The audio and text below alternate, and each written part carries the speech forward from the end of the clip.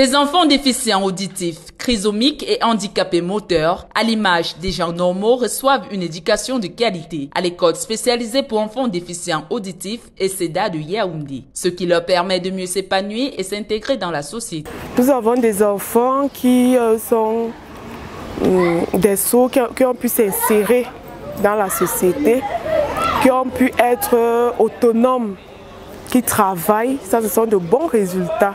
Dans cette classe, Célestine Fatoumé s'occupe des élèves atteints de handicap mental. Nous avons la maternelle, petite section et grande section. Ce qui m'a motivée vraiment, c'est personnel.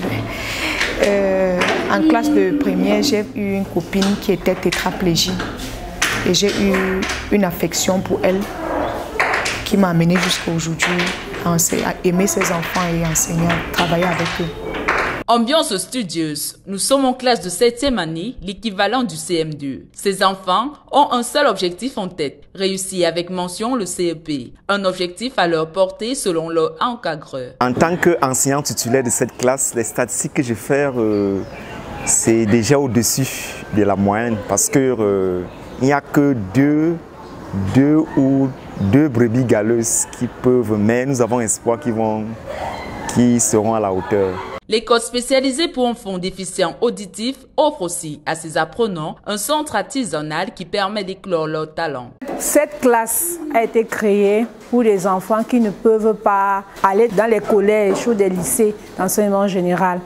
Maintenant, on les oriente ici pour apprendre quelque chose, pour avoir une base en technique. Les élèves sont formés en couture, céramique, décoration, recyclage, entre autres. Tout comme Patrice Kouma, qui prend du plaisir dans ses activités, plusieurs élèves font la fierté des enseignants. On est content.